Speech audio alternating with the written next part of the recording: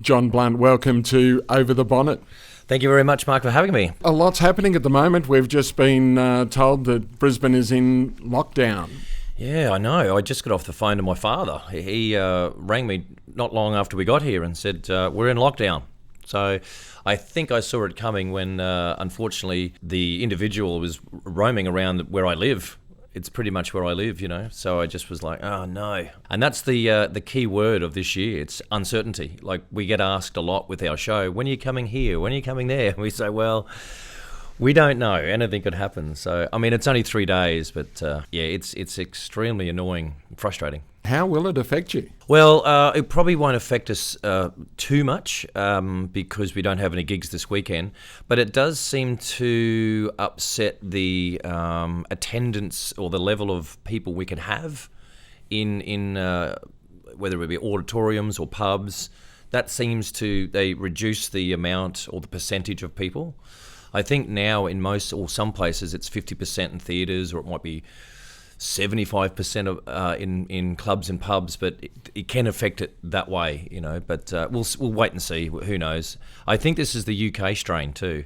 So anyway, we'll find out. But it's yeah. I mean, we're lucky. We're in the lucky country. I mean, there are people over. I've got friends in America and friends in London, and they are doing it way tougher. So I shouldn't whinge, I suppose. But yeah, they're doing it heaps tougher than us. How are they dealing with it? There's a lot of disturbing posts that I see go up about people not coping, and it looks, you know, a lot of my friends in the tribute business, and I can hear them sort of, I can read what they're saying, that it could mean retirement for them. Like, they just don't know when they're going to go back to work or when they can open up places. So yeah, it's distressing, and it's a funny old place we're living in at the moment. It really is quite, it feels like a bad movie or a sequel to the bad movie.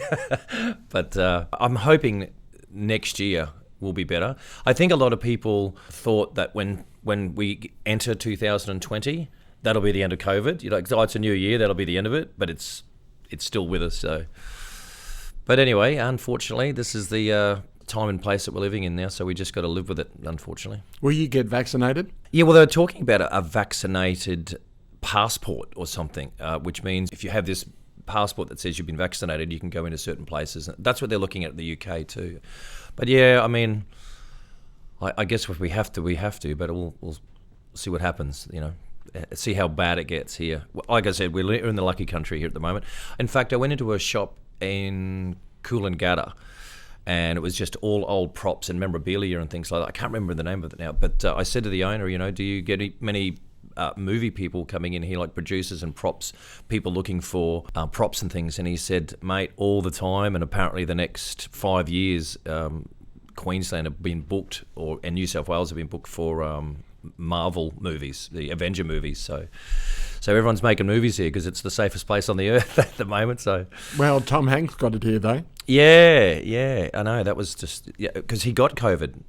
I think when he landed here, I think he got COVID. But anyway, yeah, we'll just see how it all plays out. Hopefully it'll get better sooner rather than later. Does it worry you, the effect that it's having on the entertainment industry? Oh, it's having a massive effect, yeah, a huge effect. It's frustrating because you kind of get back to normal, or a somewhat normal, and then, as I keep saying, the key word at the moment is uncertainty. So, but we'll get there, hopefully. Are we lucky, though, that we are in Queensland? You're a Queensland boy, but you've been all over the world. How does Queensland rate for you to other parts of the world? We've been lucky. We've been able to tour quite a bit. We've been to a lot of places, and Queensland's just got so many. There's just a variety of things you can do here. I mean, there's snow in certain places. There's deserts and beaches and things like that. So yeah, it's a beautiful place to live. But we've been very lucky to be able to compare it to other places. We went to Moscow, I think, in 2019. It was a bank executive or something, I can't remember now, and he sent us an email and said, well, his personal assistant sent us an email and said they'd like to have us come to Moscow, and we said, have you got the right Queen show? There's a few of us around the place. And he said, no, we Googled you. That was strange because we packed jumpers. We didn't even bother looking at, whether, what the weather was like over there. And when we landed, it was so hot. It felt like we were back in Queensland. We were like, we're in St. Petersburg here. So, yeah, I like Singapore. We've been to Singapore a few times. That's a beautiful place, Singapore. It's so clean. Yeah, I know. Yeah, some places. Some places are just absolutely beautiful, though. We were supposed to go to Singapore. I'm actually naming the places we were supposed to go in 2020. But hopefully, yeah, we go over there, I think, once every 2 years to Singapore to do a beer festival. Yeah, hopefully we'll be able to get back there soon. We love Singapore. It's great. Just getting back to Russia, because not many people have been there. How does it differ to most places in the world that you've been to? Well, we were only there for about 2 days. We'd love to have stayed for maybe a week, but we weren't there long enough to sort of soak up much stuff. But we were on a tour bus, and there was a lady who was from the event that was basically like a tour guide, and she basically ran down some very interesting stories. We passed a pub, and she said there was when it would have been the Germans were invading. Oh, wow. They were invading in the dead of winter, and their tanks were running on petrol, and they all froze, like all the petrol froze or something. And the Russian tanks were running on diesel, so they didn't freeze. And this particular pub was where Hitler was going to have a victory party. And he sent out invitations for this victory party, and it never happened. And I can't remember the name of the letter. It was in German, but they named it after this letter, this victory party that never happened. So, but yeah, we didn't get a chance to really soak it up. We were very, I jokingly say we spent more time in the air than we did on the ground, so to get there. But it was beautiful. How was the Russian audience? It was mixed because it was a bank executive that employed us. So there was a lot of banking staff that he flew from over the world. We kind of felt like James Bond, you know. But so there was a few Asian people, there was a few Russians, and it was a pretty mixed audience of nationalities, but mainly Russians. They were really, really good. We sent over all of our technical specs on how we want what we need. And there was only one guy that spoke like broken English, and they did a great job though. That was an amazing job. But yeah, I actually picked up a few sentences, but I've forgotten them all now. But they were mainly pretty bad though, like nasty, horrible swear words. But it was fun.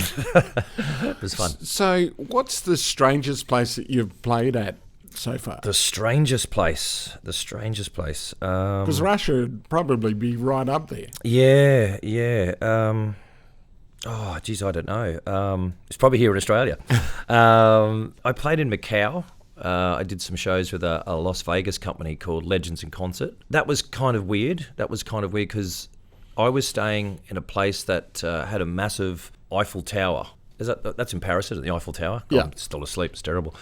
And it was like 3/4 size or half the size, but everything, I can't remember the name of the hotel, but everything around the hotel that I was in, it was all themed around Paris.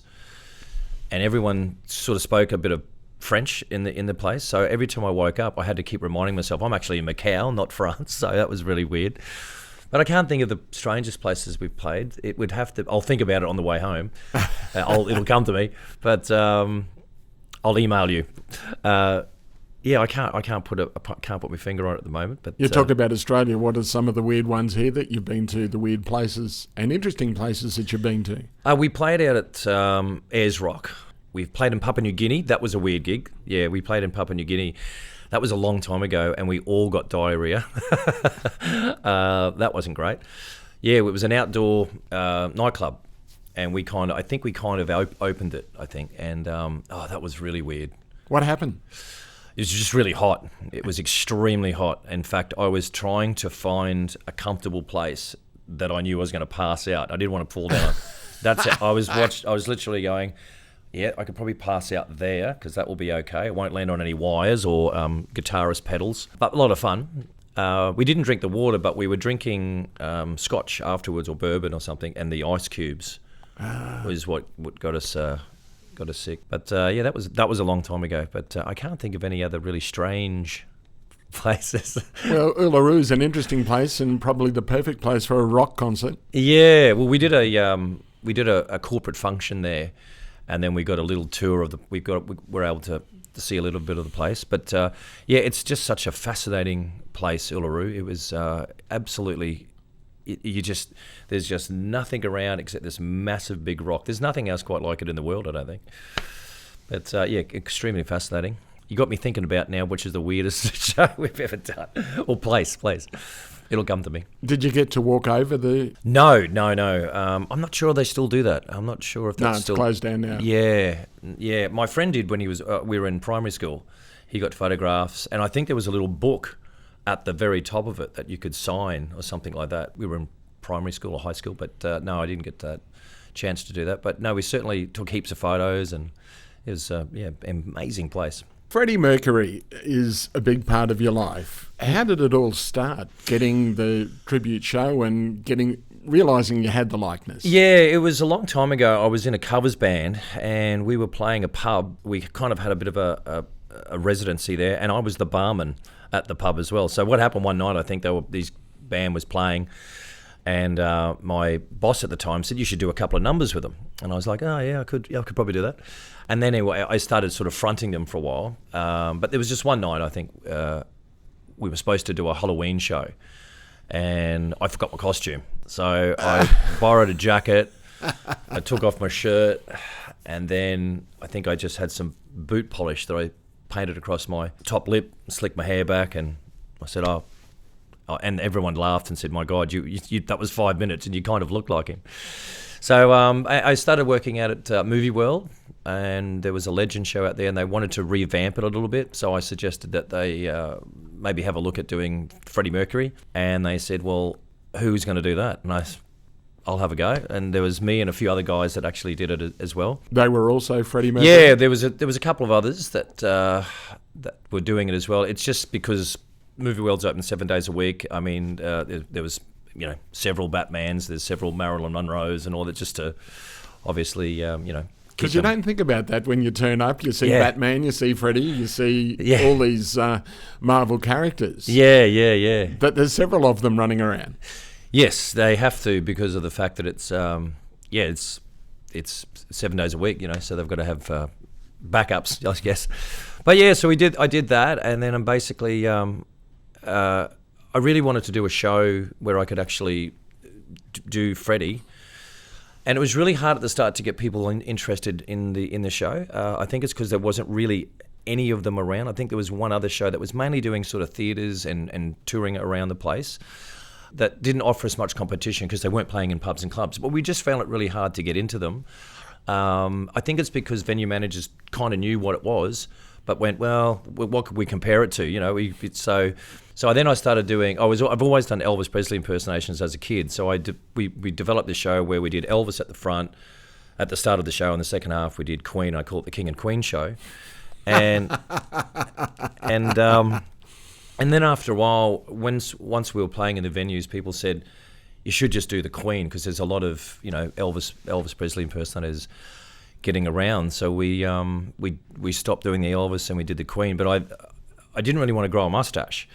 So I did the young Freddie, like circa 1970s, and then in the second half I stuck a mustache on my face and did the 80s Freddie. But the mustache kept falling off, and it was really embarrassing. I was starting to look stupid. I remember one night I was playing at Twin Towns, and it was our first time at Twin Towns. So I was so nervous, and I developed this little technique because I could feel it sort of popping off. So I was getting the microphone, and I was rubbing it down on my face, and I'm thinking, this is working, it's not going to go. And then on the last try of me trying to really stick it to my face, it stuck to the microphone. So it was like that. It was a mustache over it. So it kind of looked like I was holding a Muppet or something, a puppet or some sorts. So after a while, I just thought, I'm going to have to grow a mustache. So we dropped the circa 70s, which I really enjoyed doing because I love those unitards that he wore. And I had a whole heap of them made, and I got a special wig made. And so that's, I've answered your question the long way, but that's kind of how we got started. And then we basically just took it from there, and it just sort of, evolved into what it is today. And we've been very lucky to get the gigs that we've got around the world and all that type of stuff. So it's been great fun. Well, let's talk about the evolution. How did it all from there get going to what it is today, the Killer Queen experience? Well, it basically, when we first started, we really didn't know what we were doing, except for the fact that we knew that the musicians and things like that I had at the time were all very good musicians, but it was just, how do we do this? Like, how do we actually make ourselves look, perform, and do the music of Queen? And everything evolves, and over time, I still think I'm learning. Like, I still look at songs and I think, I can't do that song, or I'll have a go at that song. But just with the right management, the right people to work with, it just gets to that point where all you're doing is just trying to like fine tune it all the time. Like when we finish shows, I have two of my band members that will basically come up to me and say, okay, we need to work on this song because your pitching was just a little off. And then they all just sort of micromanage the entire show. And at first it was a bit annoying because I'm like, can we just have a beer and enjoy, And they're like, no, this is... Well, two of my players, the musicians in the band, they teach piano and guitar. So they're teachers. So they'll understand pitchy. Yeah. It's just on some songs, I can hear myself going off on a couple of songs, not all of them, but on a couple. Because it's big shoes to fill. Yeah, and it's always the same song. It's Another One Bites the Dust. That's the one I sort of, I find, we do like a little solo, like a little breakdown solo in it, and I think when I'm dancing, I'm having fun with the whole thing, and I think when I come back in, I haven't really checked where my pitch was. So yeah, there's a few times, but... So I've basically said to my musicians, I'll stop dancing so I can pitch that song, right? But no, they're a great bunch of guys, and we've, like I said, we're still learning. We're still learning how to do this, and we're still trying to make the show right. I've always said I don't think we've done a show where we've all walked away going, that was perfect. We're always walking back and going, yeah, we should work on this song, we should do that, or stuff like that. So does that mean you're professional though, that you're always trying to improve? Yeah, I think so. I think, and I still get nervous before shows. I always get nervous, or butterflies. But I've learned now how to channel that into a positive energy. Whereas before, I get so nervous. I was like, if the venue was just to crash or there was an earthquake, that'd be great. I'd be that nervous to go out there. But I think Frank Sinatra said, if you're not nervous, you don't care. And I think I've always remembered that. So that's basically where but I'm able to channel it into something positive. I think it's the body also preparing you for battle, as it were. Yeah. That you're going in and you know that you've got to perform. It's like a fight. It's like a prize fight, and you'd know all about it. I used to get incredibly nervous before fights. Yeah. And for weeks beforehand. Yeah. But there was always a time when it'd stop and it was game on. Yeah. Well, I love talking to other musicians, and especially ones that have been around for a long time, and they always got scared of the adrenaline dump. They'd be that excited that they'd just get this adrenaline dump, and they'd go out, and before they'd sung a song, they were already quite tired because they were so, especially big crowds. We played in front of 17,000 people in Canberra. It was their Canberra Day public holiday, and we were very lucky to play with the Canberra 40-piece symphony orchestra. Nice. Yeah. How was that? I can't remember walking out on stage. I was so nervous. We all were, because we've never performed in front of an orchestra before. But the hardest thing was we had to rehearse during the day, and I had to sing the show 3 times. So it was like about 4 hours or something of singing. So unfortunately, by the time we'd come around, I'd sort of just blown my voice out a little bit. I was able to still sing, but there was a lovely lady there just constantly bringing me out hot ginger tea and stuff like that. So, but that was probably the disappointing thing that we had to, because I kept saying to the event organizer, I said, do I have to sing this? Do I have to do it again? And she goes, yeah, no, you have to sing it again. I'm like, oh, no. But no, that was a great day, fantastic day. But yeah, I remember, I think I just levitated out on stage. It was crazy. But when you start, it's great. It's as soon as you start singing, everything's fine. But it's just for me, it's just that whole thing, a little voice in the back of your head, don't suck, don't suck, don't suck when you get out there. I think everyone does it to a degree, as you say, if you care. Yeah, that's right. That's why we started. We had a lot of agents and managers that would say, they'd promote the show as the best in the world and he's the best. And I'd say, don't say that. I said, because you've only got to have one bad night, and people then remember that marketing slogan. Is that the best in the world, is it? You've only got to have one bad night.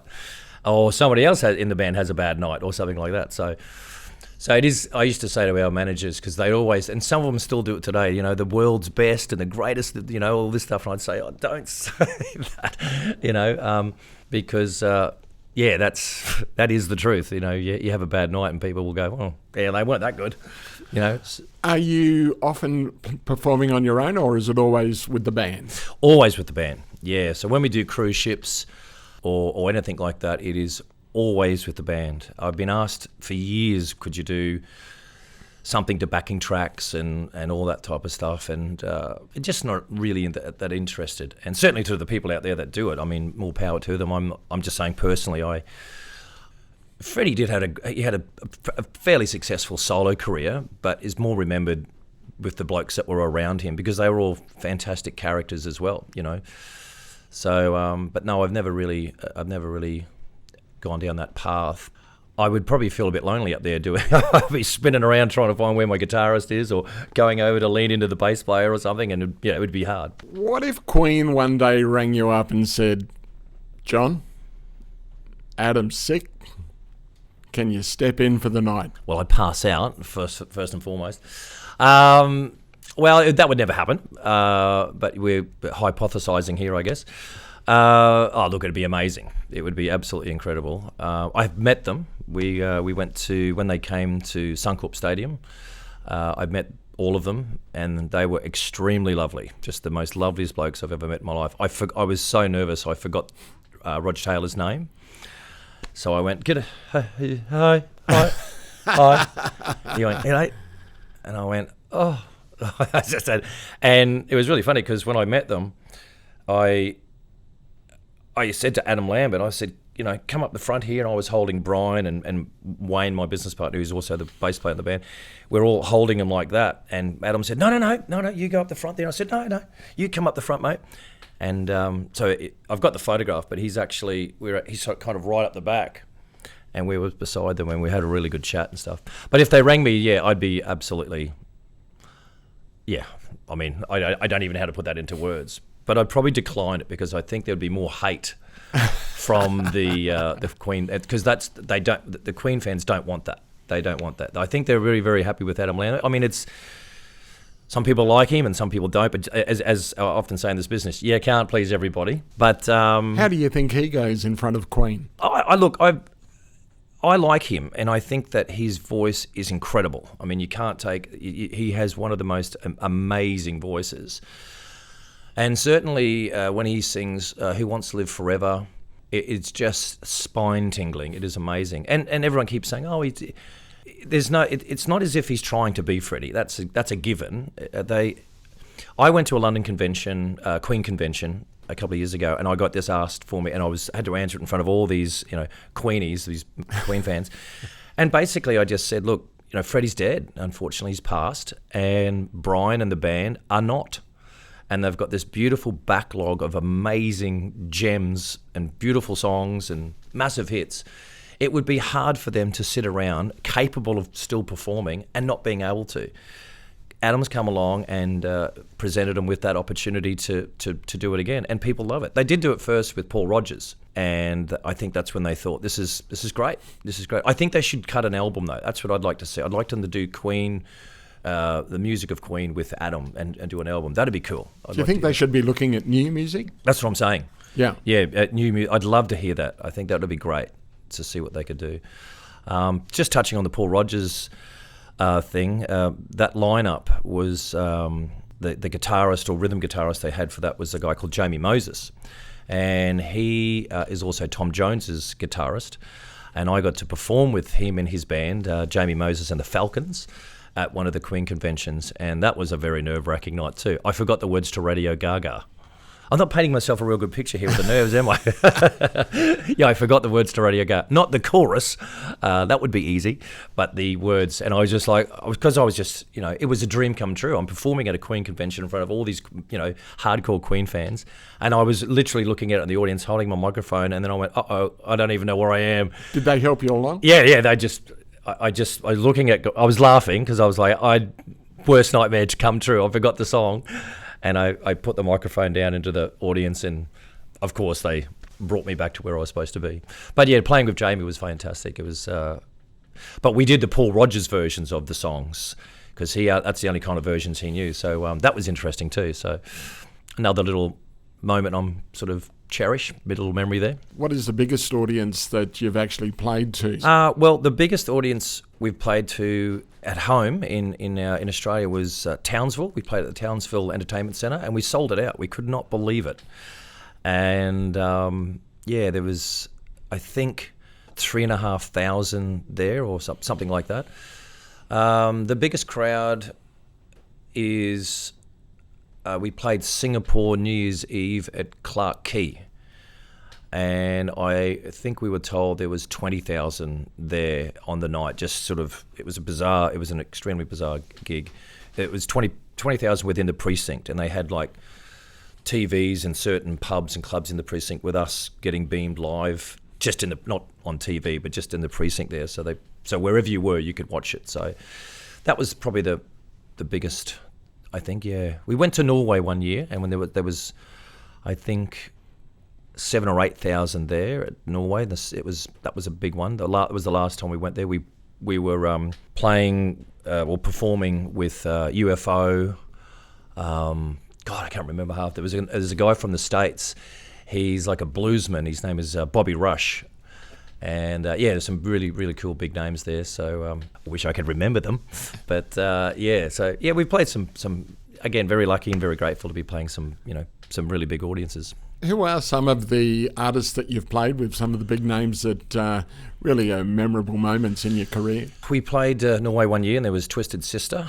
It was there. Nice. Yeah. He wouldn't take a photo with me, unfortunately. I was over there, and a friend of mine came over, and I said, I really want to get a photograph with Dee Snider, because he was kind of my hero when I was growing up, because it was like I'd had his posters up on my wall, and my parents were just so hated it. Like they were like, "What is that?"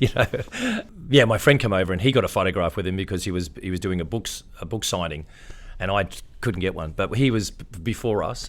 I met Jeff Beck again in Norway. We had a photograph with him. He was playing before us. It was so embarrassing that we have to go on after these, and but they were all very lovely. Yeah, we've met quite a few. We've played alongside quite a few, but they're the biggest, I guess, that stand out. So. Dee Snider must have been, if he was a childhood, is that your only influence when you were a kid? No, Dad, we didn't have TV. I don't think we had TV or colour TV for a while, but we used to have this massive big record player, and it looked like furniture. It was massive, like big wooden speakers. And Dad always played Chuck Berry, Little Richard, Bo Diddley, the Platters and the Beatles, Jerry Lee Lewis, Elvis Presley, and Mum kind of liked all the crooners, Bobby Darin, Dion, and all those type of people. So, and opera, she loved Mario Lanza, and Pavarotti and stuff like that. So it was all that stuff sort of playing in the house. And I think as I got older, I really liked heavy metal. I loved all the big band, of course, AC/DC and Van Halen and Dio and all that type of stuff, so Black Sabbath. But I just love singers. I love Aretha Franklin, Celine Dion, and some of these people that just, Celine Dion will twist and curve her body just to get notes out and doesn't care how she looks or just sing, I just admire Tom Jones and people like that. Yeah, John Farnham, all those wonderful big voices. I'm just fascinated with people that can make so much beautiful music just by singing, He is one of the most gifted Australian singers I think we've produced. Yeah, he's a pom. But close enough. Yeah, but absolutely. I think he's lived here I think he came out here when he was a kid or something. But yeah, no, he's one of my favourites, and I've managed to see him live a couple of times. I've seen him with Tom Jones. They did a show together. Wow. Yeah, and Tom Jones' band, I remember reading saying, why can't we come along? And he said, well, I'm going to be using their band, and it's be all too much money to fly us all out. But he did, and he brought them. So Farnham's band came out, and then Tom Jones' band came out, and at the end, they were all playing together. It was a phenomenal concert. It was one I will never forget. It was amazing. Whereabouts was that? That was at Suncorp, and I thought they would do it again the next year and maybe do them arenas, like the open air thing, but they never did. So it was a one-off. But and it was just an incredible concert. They were doing duets together, Long Way to the Top. They did together. Oh, nice. Yeah, it was great. Now, when did you know you were going to become a singer? I think I just wanted to be the centre of attention as a kid. I was a poser, and I was always performing shows for parents, and wherever we went, I was mimicking people, and I often say that that's what I am. I'm a mimic, And I think it was through school, I knew that I could hold a note.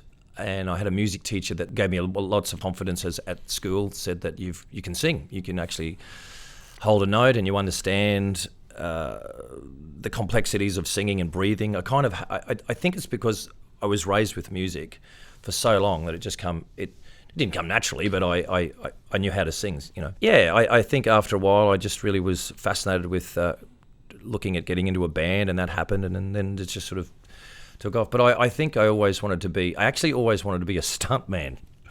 I had this burning desire to be a stuntman because I did gymnastics as a kid. I did a bit of taekwondo, judo, and rugby league.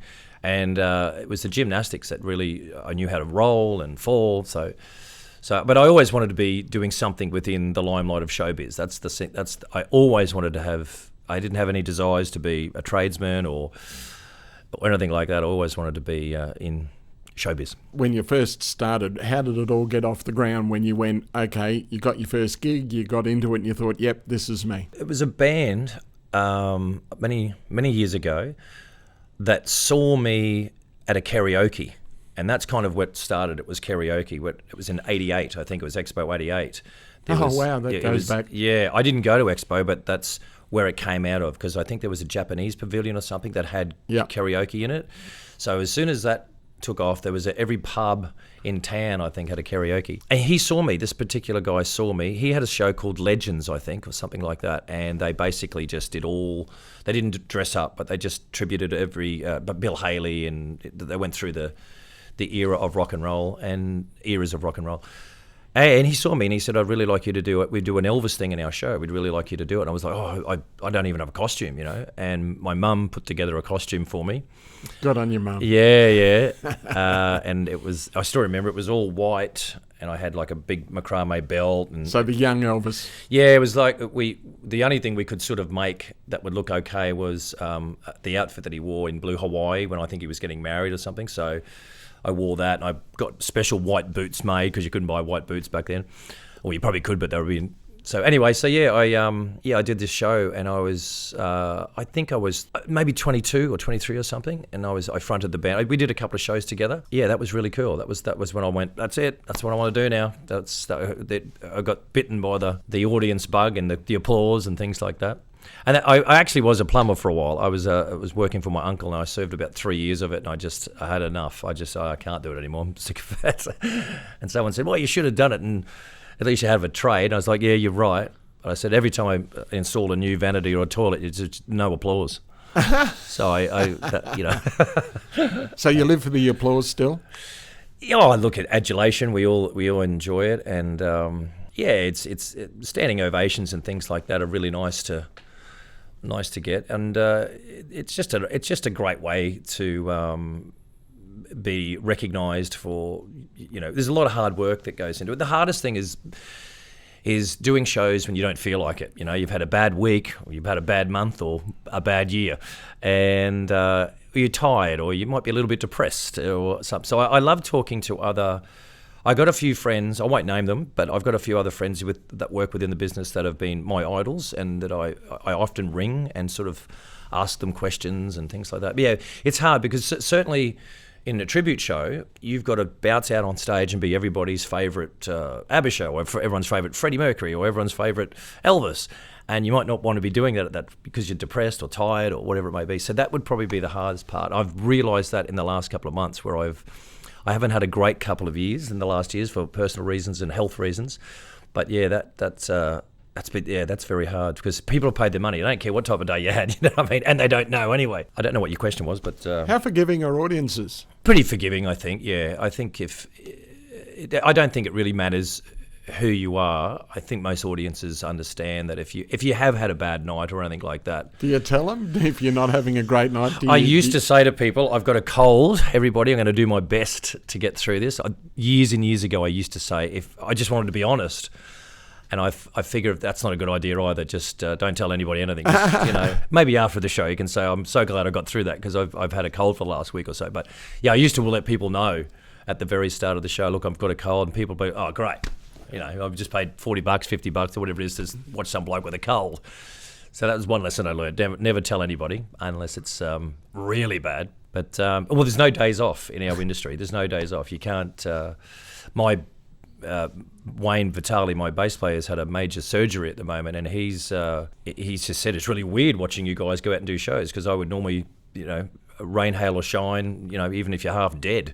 What do you do for bass?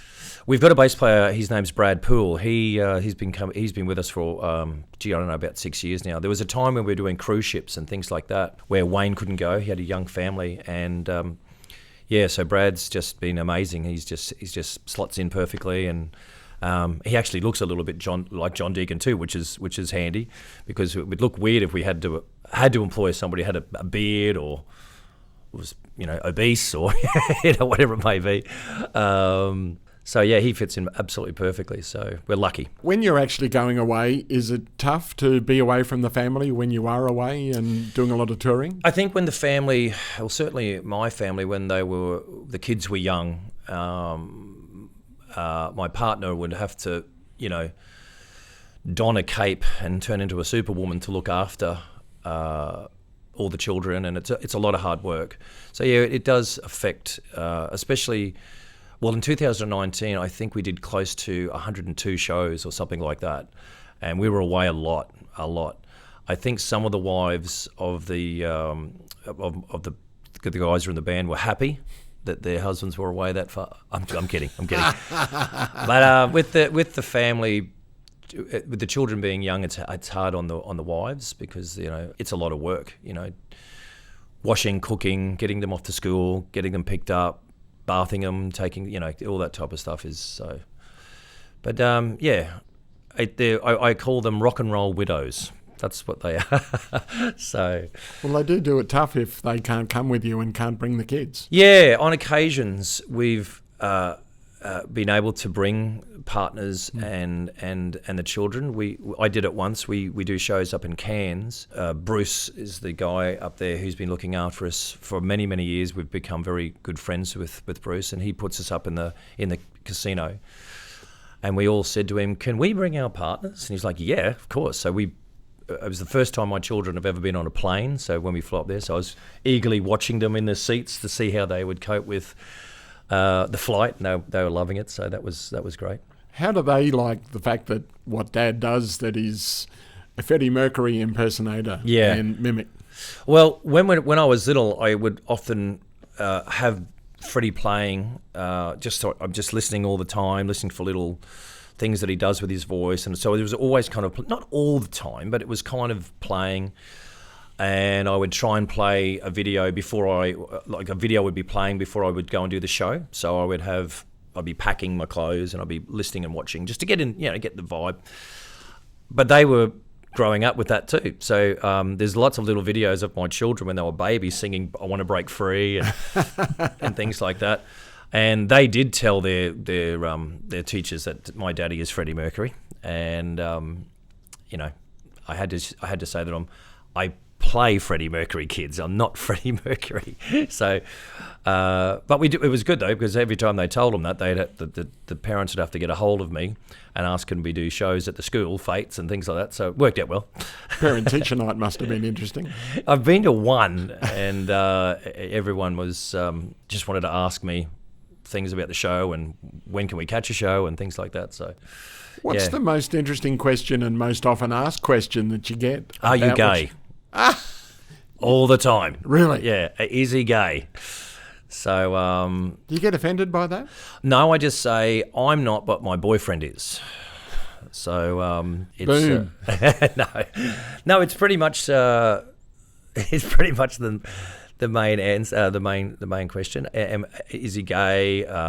Whenever I go out and meet people, I mean, we've been doing this for a while now, so people know that I'm not. And as Seinfeld would say, there's not that there's anything wrong with that. But no, it was probably the most question, and I never gave I let people work it out. You know, I'd never say no or yes. I just let them work it out. It is funny though when women after shows, I go out and do a little meet and greet, think that I am, and they do things like, "Can you please grab my breasts? Is it all right if I do this? And if I can, I'm like, that's fine," because they think I'm gay. But that would be the most often asked question. Yeah.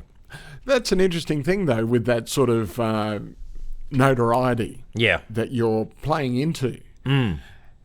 How does your wife think about that, or your partner? Oh, look, they've always been very good at it. It's just they know what we do, and it's just an act. You know what I mean? We are there to just mimic Freddie on stage perfectly.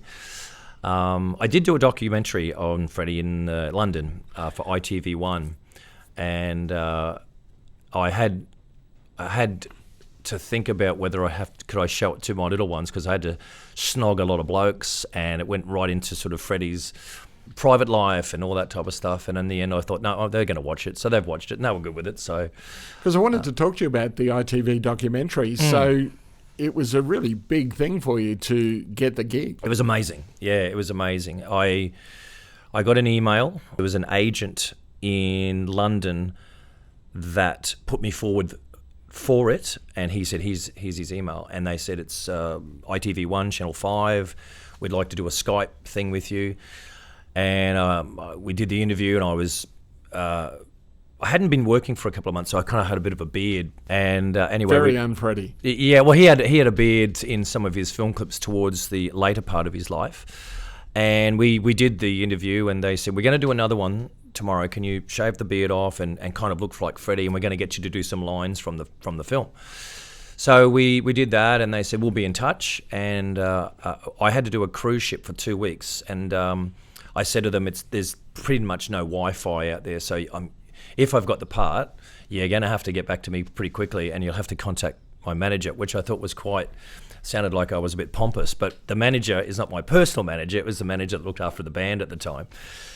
Anyway, I did the cruise, come back. It was as we were coming into Sydney, I had reception, and I had like 16 missed phone calls, and it was my manager at the time.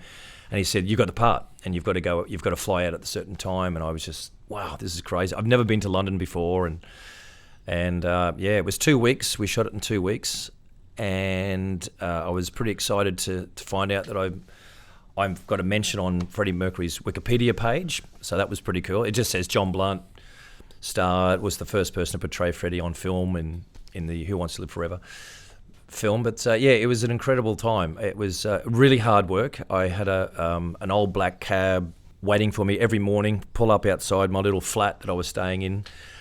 At 7 o'clock, it would pull up, and I'd get home some nights at 8 o'clock. They were long shoots. I distinctly remember I was sitting in the makeup chair, and they were putting on a beard for a particular shot. So there was 2 makeup ladies, and they were putting on the beard either side of me. And I fell asleep.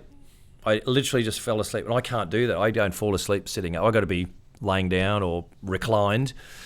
And then I thought, I'm really tired. I'm really, really tired. So 2 weeks is pretty quick to shoot a documentary. Yeah, it was really quick. In fact, they said they might need me for another week, because there was a few other things that they wanted to pick up on, and they wanted to do more scenes and really montage certain parts of the film. So I had to ring my partner at the time and say, look, I think I'm going to be back. I might be here for another week. And she's like, that's fine. And they didn't do it. They just said, oh, look, I think we'll be fine with what we've got. So, yeah, not everybody liked it, but it was 2 weeks. Why not? Oh, look, there was a bit of flack about how it went into too much of his private life and probably shouldn't have gone into that area of his life. But it's pretty well known. You know, Freddie lived, like I often say, like an Egyptian pharaoh. You know, he became quite rich quite quickly. I think the money started rolling in after Bohemian Rhapsody, the movie, the song, and you know, some of these songs, the royalties on them would be incredible, you know, and they had heaps of them, so they're pretty rich. So I think everyone knew, but I think there was a bit of backlash that said, "Oh, they shouldn't have done this." And not to me as such. How should they have done the documentary then? Look, the documentary is a documentary. It's not a movie, you know. It's based on things that have been written about him in books, dear friends, and that's basically what they did. They interviewed his bodyguard and close friends, and I basically just reenacted their stories, kind of, and moments. So I don't know how they would have done it without talking about him, how he died. And they were very hard scenes to play. The death scene was certainly an extremely, very, very tough to play. And I was actually, funny enough, I went over there and I developed, it was just really cold. I'm a Queenslander. I was not ready for that. And I actually had so many layers of clothes on. And I bought this leather jacket. And I remember getting home one afternoon and I thought, I'm getting sick because all my body's aching. My body's really sore. It's just that my puny little arms were lifting up so many layers. Like the leather jacket itself was quite heavy, but that's what it was. It was just moving my arms was like, I'm getting a workout here, you know. So, but anyway, I got quite ill. So when I was playing, portraying Freddie in his final days, I was actually crook. So it kind of enhanced the performance, I guess. But yeah, they were very tough scenes because I was even thinking, I don't really want to do this, you know. I don't really want to do this. Would you like to be known as an actor or a singer? Just an entertainer. That would be, my acting's okay, my singing's okay. I've been making a living from it for, you know, most of my adult life now, and that's what I put on my passport, entertainer. I was very lucky enough, as we're talking about acting, to be in a movie that'll be coming out, I think, this year or next year, with a very good friend of mine who does Elton John. His name is Greg Andrew. And we were cast as Freddie and Elton in the movie. So we're very, very excited about that. We were just extras. And throughout the shoot, the producers were talking to each other and said, well, why don't we just give them a bit of dialogue? So we were like, yes. So it will be coming out apparently it's in Christmas, over the Christmas break. It's a romantic comedy. Name of the movie? Seriously Red. Shot at Movie World? No. It was shot on location in Mullumbimby, and then there was some stuff at Twin Towns. So that was really cool because when we were shooting it, my posters were all over the place, and they were like, and a lot of the other extras were like, "Is this for the movie? Like, is this all these posters around?" I said, "No, I'm playing here," and they went, "Yeah, but that's gonna be shown in the movie, right?" I'm like, no, that's just the posters for me when I'm coming here. So that'll be Jack Thompson's in the movie, so it's going to be pretty cool. Cool. An Australian legend. How was it working with him? Very sadly, I never got to meet him. It was just happened to be on the day that I wasn't there on set, so that was. But I got to work with Rose Byrne. Celeste Barber was in the movie too, and there's. Bob Down, not sure if you know him. He was very... Great comedian. Oh, fantastic. Yeah. I had an awkward moment with him. I said, Bob Down, and as he was walking past me, and he goes, "My God, you look like Freddie Mercury." And I said, "Oh, it's an occupational hazard." And I said, "You're one of my heroes. I've been watching you since I was a kid." And he goes, "Really? A kid?" And I'm like, "Yeah." And he goes, "Oh, now I feel really old," or something like that. And I was like, "I probably shouldn't have said that." But there was a lot of wonderful people on set. So do you get recognised very often? Yeah, always. Someone, I'll be getting groceries or petrol or going out shopping or whatever it may be, or sitting at the pub. I've got my friend here today with me. My chaperone is sitting over in the corner there. We'll go up to the pub. There's a local Irish pub from where I live, and everyone will say, has anyone ever told you you look like Freddie Mercury? And I go, "Yeah. Yep, I wish I had $1 for every time that someone said it. Oh, constantly. And not everyone are kind. They'll often say, look at old mate, thinks he's Freddie Mercury. If I hear those comments, I often say to people, I actually am in a Queen show. Yes, I'm in a Queen show. That's why this is all happening. And they go, oh, okay. But like I said, yeah, not everyone's kind. We are in Australia. Because it is a pretty impressive neighbourhood. I hear that also Joe Bugner is also used to live just down the road. He did. That was there was a stage in my life where I thought, I'm going to get fit. I want to get fit for the show. I have got a lung disease called sarcoidosis, so it does sort of rob me of breath and energy. So anyway, I started jogging, hated it. I'm not a jogger.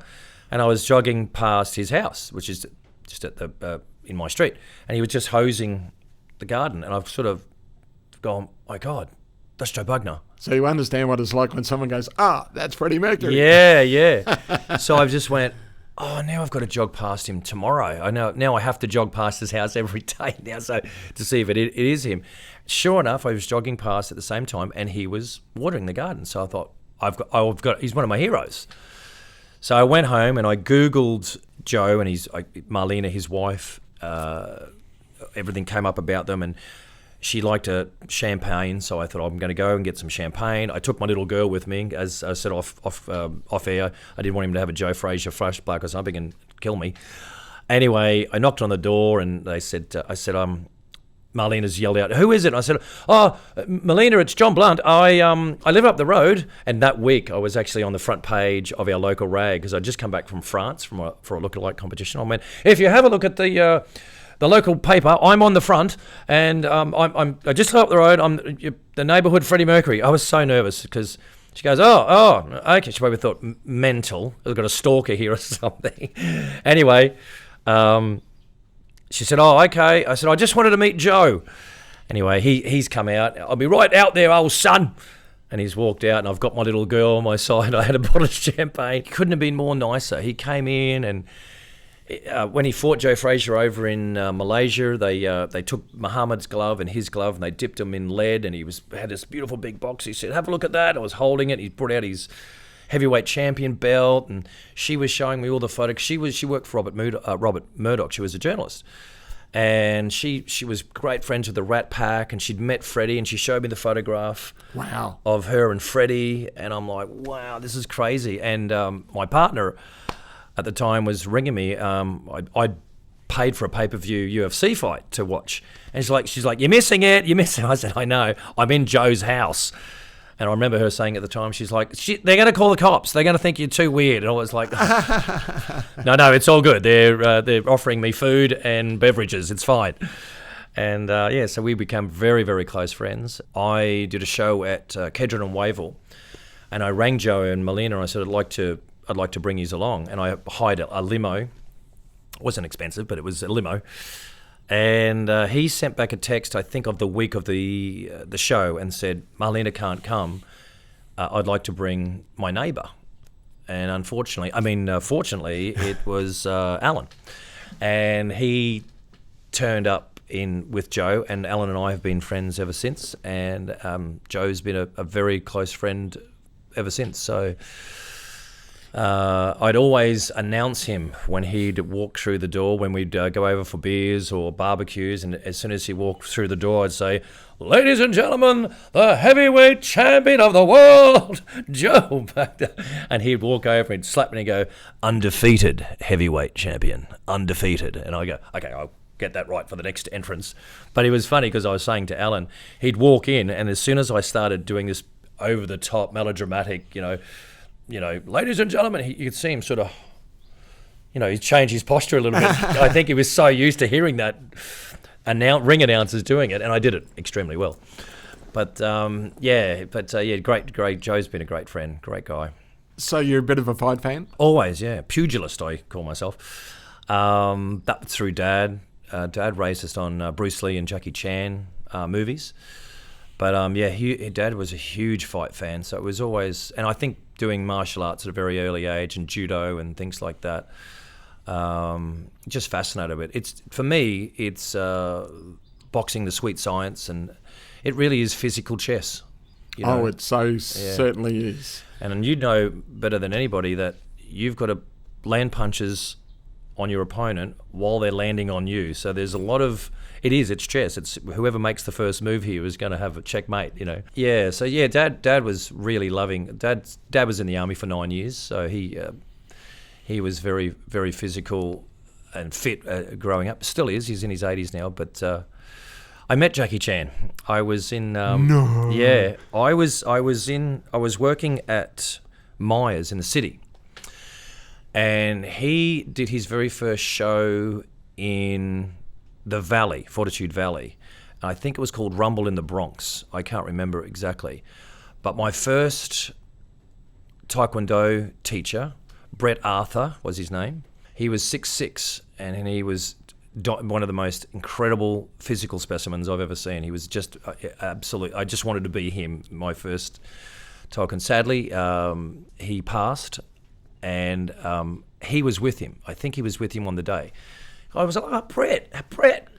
And he's like, hey, John. And he said, do you want to meet Jackie Chan? I'm like, what?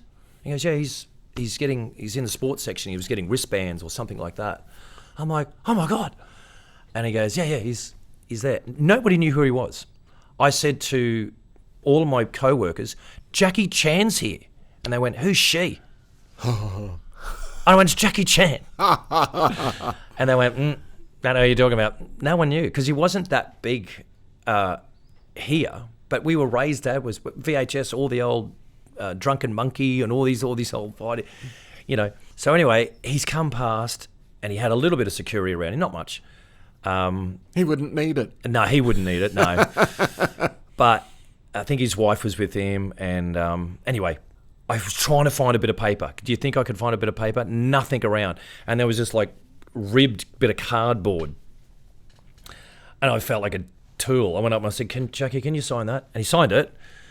And he said, love you, God bless, Jackie Chan. And he put underneath, he drew a fist underneath it. All that on this ribbed, bit of cardboard. And I had that for years and years and years, and I moved so many times when I was younger. I've lost it now, but yeah.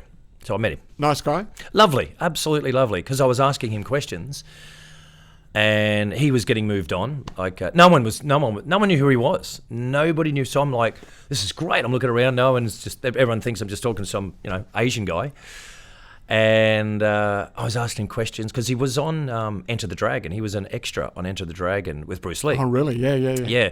And I read somewhere way back that it was the fight scene where I think Bruce had nunchucks. Or I think he got hit with a staff or something and it broke, and he picked up the broken pieces of the staff. And he was bodies were just coming at him. And he clipped Jackie Chan pretty badly across the back of the head. And I was asking him about that, and he said, wow, how did you know that? And I said, oh, I've read stuff, and he goes, yeah, he did. Yeah, he clipped me, and then I sort of went down. They pulled up the cut, and he said, Bruce, come over to me, and he was like, you okay? And he said he really milked it. He was like, oh, it's a bit sore. He said Bruce was holding him. I'm so sorry. And he was like, yeah, it's a little bit sore. He said he was really milking it. But I could have talked to him for hours and hours, and then he kind of got the, come on, we've got to go now. But security. Yeah. Well, no, pulling. Sort of said, come on, we've got to go. But no, yeah, it was amazing. Great, lovely man, beautiful man, yeah. Who's your favourite fighter these days? Conor McGregor. I like him.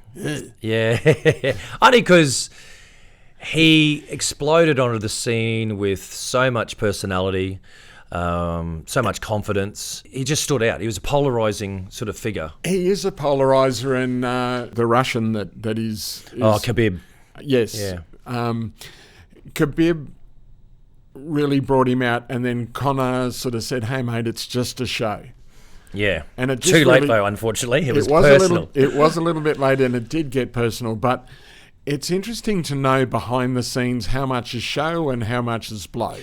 Well, I think the mistake he probably made was making fun of their religion. I think they made fun of his religion. And I know he made fun of his father. Well, that's also probably a no-no as well. So. Yeah. However, when his father passed, he said some beautiful words and wonderful accolades and things like that. But as they all say, you got to sell tickets, and that's what he's doing. He's selling. Look at Muhammad Ali. I mean, Muhammad Ali did the same thing. calling Joe Frazier a gorilla and Frankenstein, all that type of stuff. Yeah, I think he just maybe went a little bit too far at that point. But everybody basically knows who he is. But I do love Israel Adesanya as well. I think he's the style bender. Yeah. The foray into the light heavyweight ranks hasn't been too successful. Yeah, I saw his last fight with the Polish fella. Can't pronounce his name. He certainly held his own. He didn't embarrass himself. Do you think it was the fact that he didn't try and gain weight? But yeah, absolutely. Yeah, he was quicker.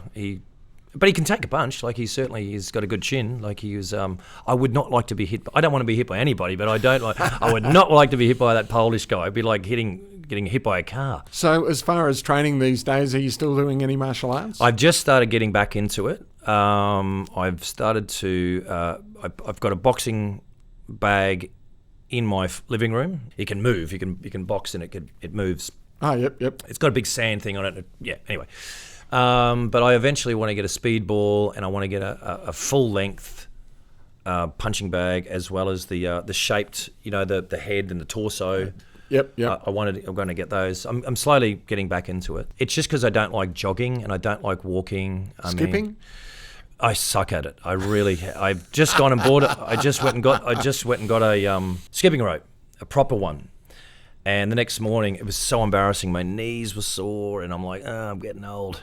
But I have never been good at that. Never. I see those other guys, and they're skipping and all that type of stuff. I'm like, how do they do that? How fit do you need to be for the shows that you're doing? Oh, it's cardio. It's basically cardio. And I realised the lung condition got worse in 2019 with the amount of shows that I was doing. And I'm on prednisone, and it retains fluid. Well, it's a steroid, but as soon as I take it, I've asked the doctor if I could go on a lower milligram, because I was on 25 milligrams and it's just like a battery goes off. You just whoa. But it puts on weight. I was 85 kilograms last year. I'm 80 now, 81 I think. But it's mainly cardio. You've got to. Singing's great for lung disease, though. It's great, and it's really good to be able to. My old singing coach taught me how to breathe properly and push notes through with your diaphragm and stuff. We're getting old. We're all getting older, so you've got to. I think Sylvester Stallone. I follow him on Instagram. He always says, "Health is wealth." So but I've got to train because of the lung disease. I've got to make sure that I'm always moving, and swimming's good. I've got a pool, and I try to get into that as often as I can. The only problem is I'm a real scaredy cat when it comes to cold water. I won't go in there. It's got to be really hot. Like you say, you're a Queenslander. Absolutely.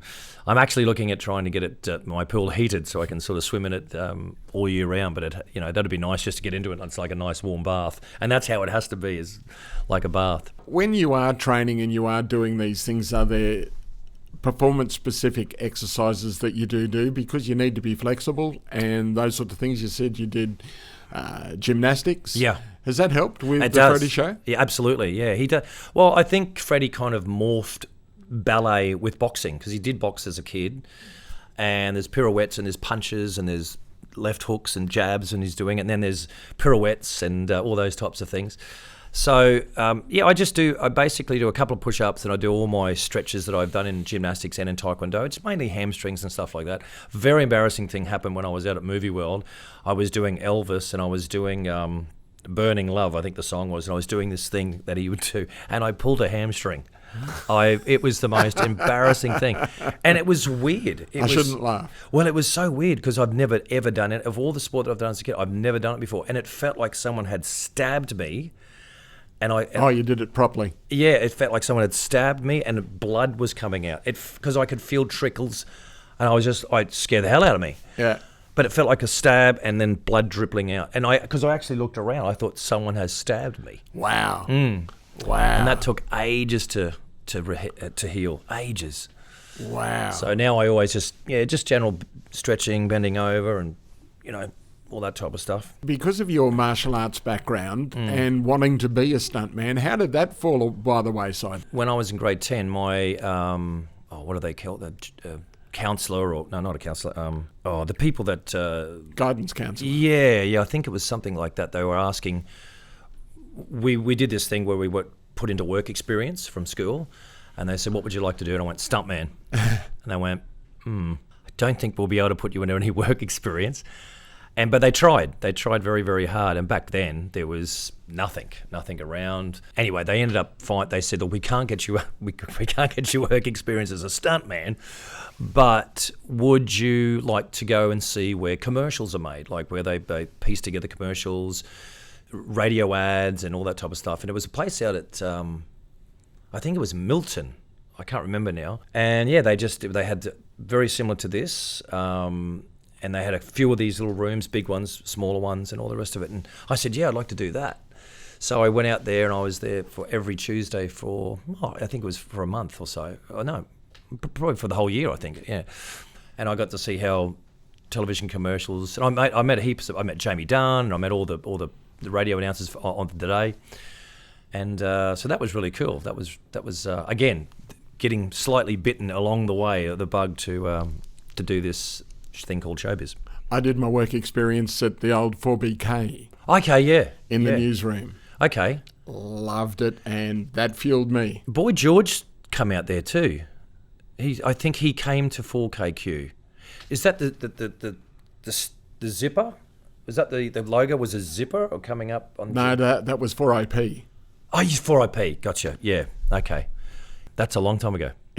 Far too long ago. I want to get onto the Legends. Yes. And the Legends tour that you did in the States. They came to Australia. They come out here all the time, once a year to Melbourne, and they do the Crown Casino for 2 weeks, and they needed a Freddie. And they seen me on YouTube, and they rang me and said, would you be interested? And I just said yes, because I remember seeing way back when the Mike Walsh show. Now you're dating yourself. Yeah, the Mike Walsh show. He had them on his show. Yeah. And I remember seeing it as a kid going, wow, I think they had a Neil Diamond and an Elvis, and they may have had a Dolly Parton. I can't remember, but I just remember going, wow, and they were called Legends in Concert. Well, of course, when I got the call, I said, absolutely, I'd love to do that. So I did 2 weeks in Melbourne.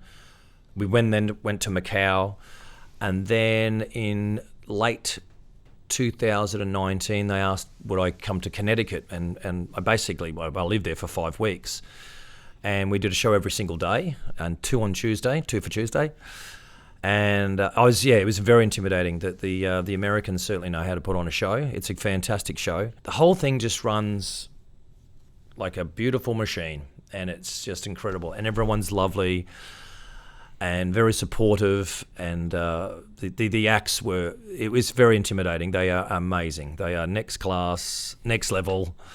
And there was a girl out there who did Cher, and I'm a massive Cher fan.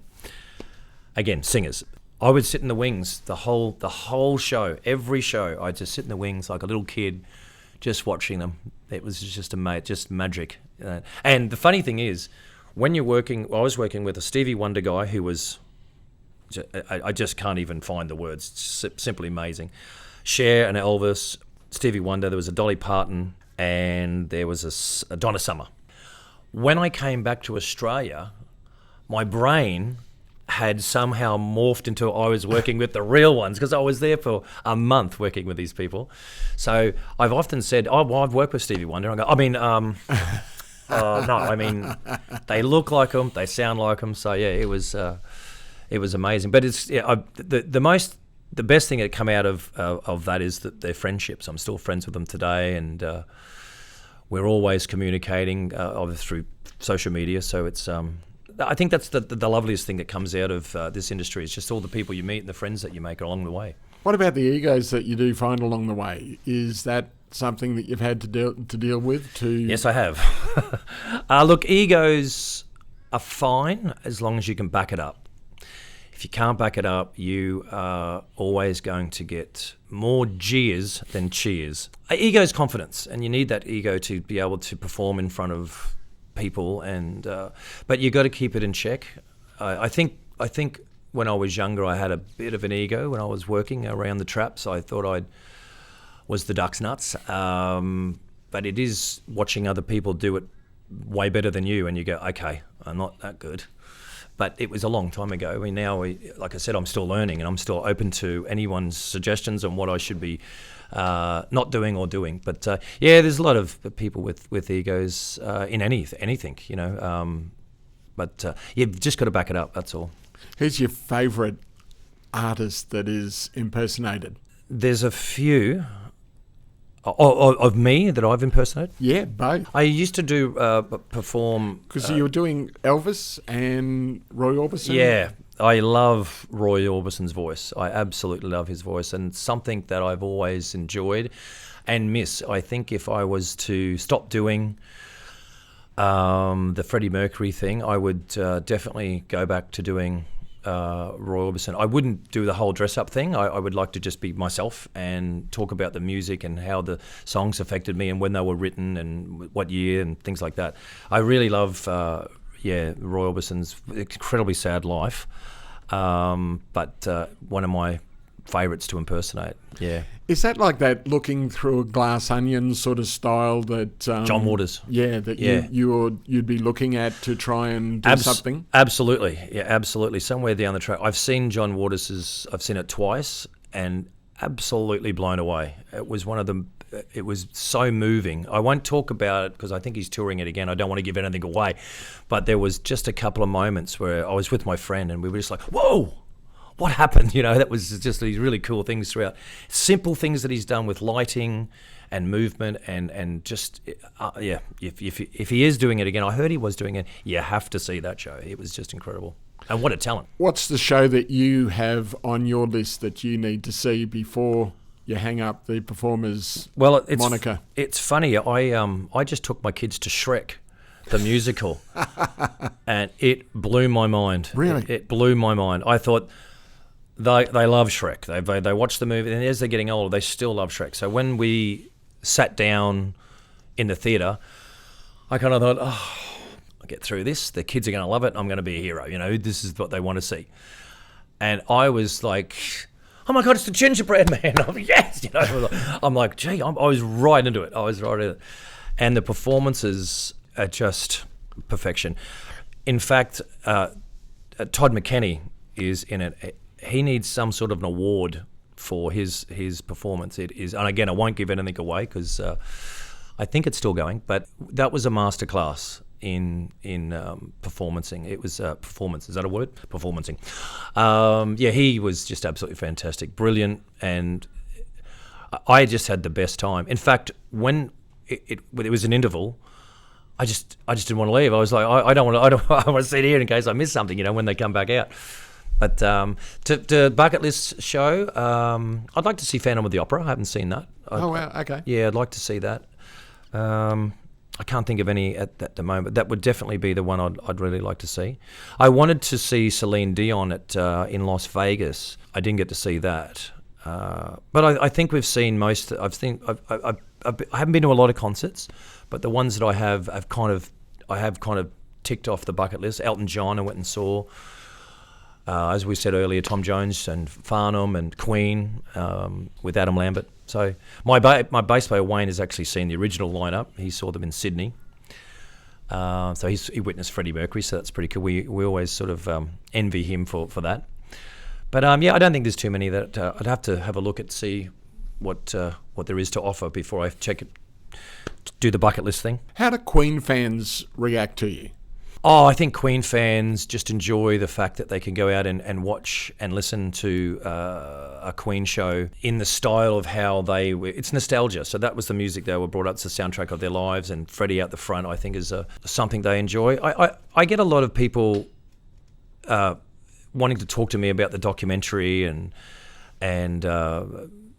yeah, I've always been treated really, really well. Like it's always. I've often said the Queen fans are the best fans in the world. They're just. Are they different around the world?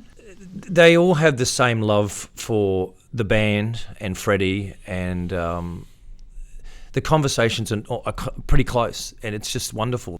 Freddie used to call them the royal family because a lot of these fans would be front and center, all on their tours. On all their tours, if they went to Amsterdam or wherever they'd be so they call them the royal family. But I think that's affectionately being called. They're all the royal family now. But yeah, I think they're. When I went to London, to the UK for those 2 Queen conventions. Once, the first time I went there, I was a guest, and the second time I went there to perform. I felt as though I was meeting old friends that I hadn't seen for a while. I'd never met these people, but it felt like old friends or family. It was really, it was a bit emotional too, because it was senses overload, because the entire Queen convention it goes for a week. And they're just constantly, when you walk in the room, it's constantly, there's Queen videos and Queen memorabilia and there's Queen songs. And I've met a lot of Freddie's friends, and I've met a lot of the people that he's worked with over the years. So I just feel as though these are all we're just friends, you know. What's the hardest thing about when you are doing Freddie? What's the hardest part? I know you've got to put the teeth in. That was something I come up with when I was working at Movie World, because I used to do Austin Powers, and I used to have these. So it was the very first thing I did, just to top off the look. That was difficult for the first couple of weeks with the teeth in, because it was certainly hard to talk in. Easy to sing with them because your mouth's generally open and stuff like that. That would be probably the hardest thing is, and I think you got to know your strengths and your weaknesses as a performer. What's your strength? I think rock and roll. I love singing rock and roll because I love Roy Orbison too. I love singing the ballads, but I think my strength is probably rock and roll. I've often said to sing rock and roll, you have to have a little bit of rock and roll inside you. And I think what that means is, if you have a look at the greats, they will be performing with gusto and heart. If they're tired, if they're hungover, or if they've got a bit of heartache, they will still go out there and deliver the performance. And that's rock and roll, you know. So I think that's probably, I'd like to think that's my strength. I really enjoy singing, heart-moving, powerful rock and roll songs. Would you like to be known more as John Blunt rather than Freddie Mercury? Yeah, of course. I know who I am, and I think I've got a really good circle of friends. I'm always they always make fun of me and put me in my place and stuff like that. So all my friends, like I said, I've got a very, very, very, very good circle of friends, have only known me as John Blunt. You know, they know that the Freddie Mercury thing is just something I do, and, you know, I do get called the Freddie Mercury guy. Like, there's a few people. Have you seen that Freddie Mercury guy? And they go, "Oh, well, this because there's a few around." John Blunt, yeah, the Freddie Mercury guy. You know, so that comes up a bit, but that's okay. That's fine. But you're doing a good thing, putting your God-given talents to use, and you're to be congratulated for that. Oh, thank you, mate. Look, it's nice to be important, but it's important to be nice. And I just love it when we finish shows and you go out and talk to people and. Everyone's laughing and happy, and it's such a horrible year that we went through in 2020, and it's nice to be able to just make people happy, and that's what music does, and film and things like that. We're in the business of making people happy. So just want to wrap up with finding out, I know there's the COVID problem, but where are you planning to be over the next couple of months or throughout 2021? Well, funny thing is, myself and Wayne, we decided that in 2020 we'd like to do more of, I guess, grassroots gigs, like all the places that we first started out. It was like not like a giving back. That sounds a bit wanky, but just like because we'd done the theatre thing, and I was really burnt out. We played every theatre in Australia, and I just got a bit burnt out. And I love the theatres, but sometimes they can be a little bit sterile because everyone's sitting down. The crowds are great. The crowds are absolutely unbelievable, but there's nothing quite like playing a pub gig where everyone's just going crazy and having a great time and things like that. So we said, look, let's just do that. Let's just do local shows, few in Sydney, maybe a couple in Melbourne. And when the COVID thing kicked in, we were like, we've made the best decision. Like, what a stroke of genius, you know, because there's borders being closed, and we've got all these shows locally, and then everything shut down. So. So anyway, we this year we are basically, that's what we're doing. We're doing a lot of pubs and clubs, and we'll be doing some bigger venues in Sydney and things like that. But it'll be interesting, as we've said at this first part of the interview, what happens in the next couple of months with vaccines rolling out and things like that. You'd hope that things might return to a more normal. But if someone wants to find out about where you are, what do they do? We have a website. It's just killerqueenexperience.com. We are on Facebook, and I have a Twitter account. We've got an Instagram account, but mainly the website's the best place to go. The email goes straight to Wayne, but killerqueenexperience.com. John Blunt, thanks for joining us over the bonnet. Mate, thank you very much, and thank you for having me. It's been wonderful, and looking forward to going and checking out this boxing ring that you're at the backyard. That'll be great. Let's do it. All right, mate. Thank you.